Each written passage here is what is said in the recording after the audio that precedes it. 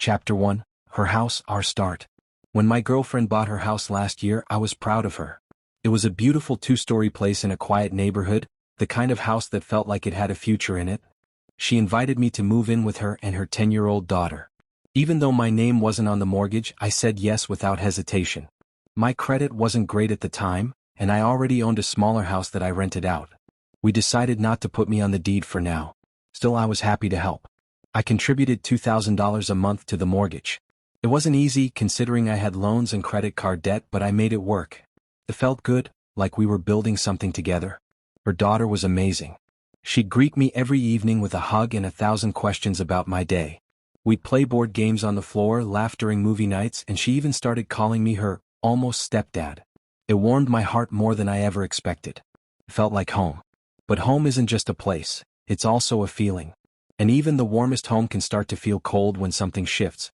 One night after dinner, she sat me down at the kitchen table. Her voice was soft, like she was trying not to wake something dangerous. "I've been thinking," she said. "It might be good for our daughter if her father moves in." I blinked. "Wait, your ex?" She nodded. "Just for co-parenting. It would make things easier for her." My heart dropped.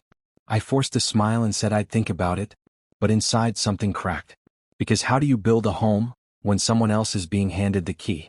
Chapter 2. The Unexpected Guest. He moved in 3 weeks later, carrying boxes like he had done it before. At first, I tried to be open-minded. I told myself this was temporary.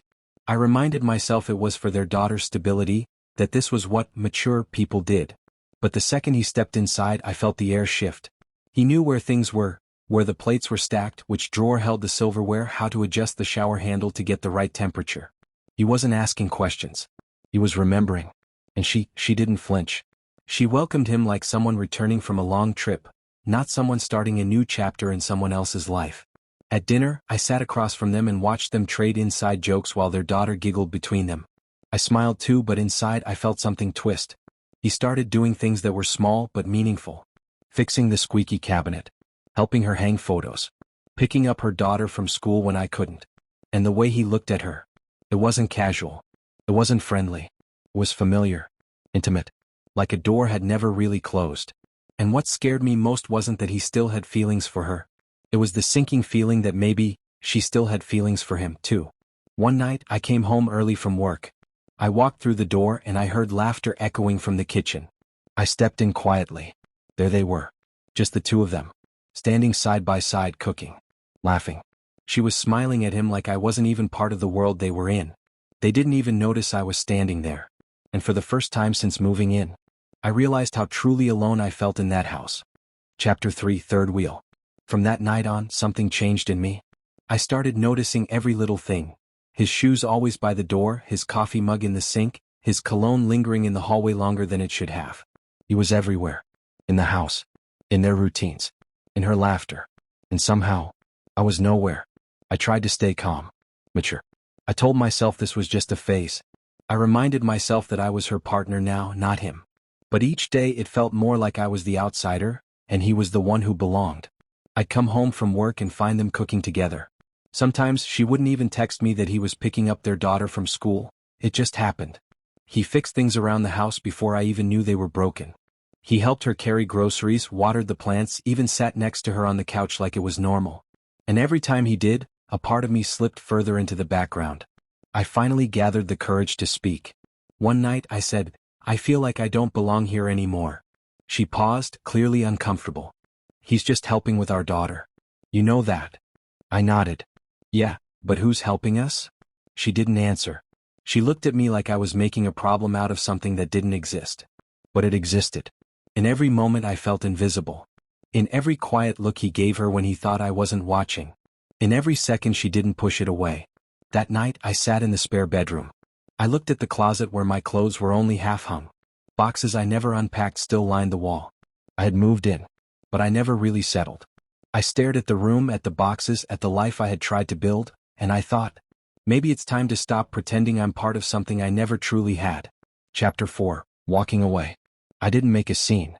I didn't yell or slam doors or give ultimatums. I just started folding my clothes. I packed slowly, quietly. There was no announcement, no big conversation.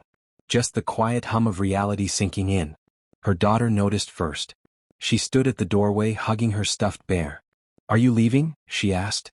I knelt down and hugged her. "I'm not disappearing, sweetheart. I just need some space." She nodded. Braver than most adults I know. When I left the next morning, my girlfriend barely looked up from her phone. She didn't ask me to stay. She didn't ask me why. Maybe she already knew.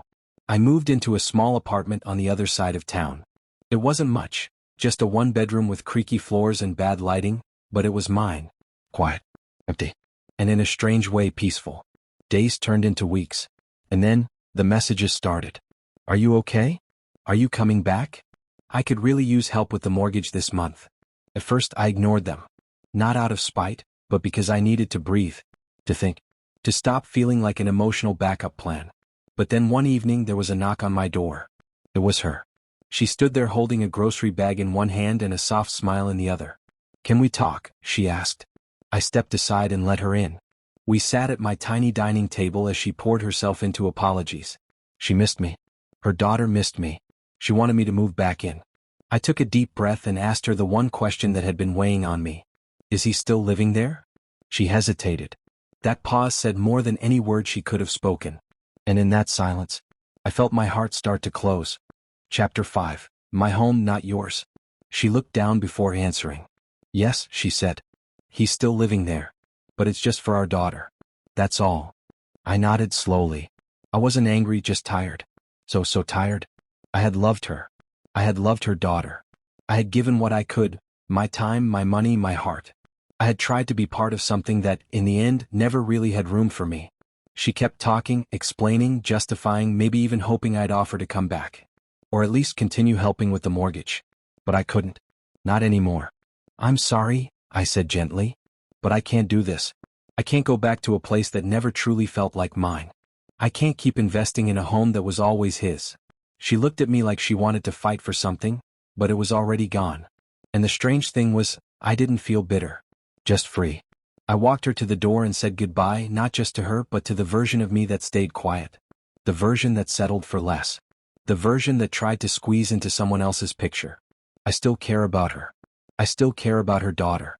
But now, finally, I care about myself too. I turned the lock behind her. The silence that followed wasn't empty, it was calm. I looked around my small apartment. The creaky floors. The chipped counter. The tiny window letting in soft morning light.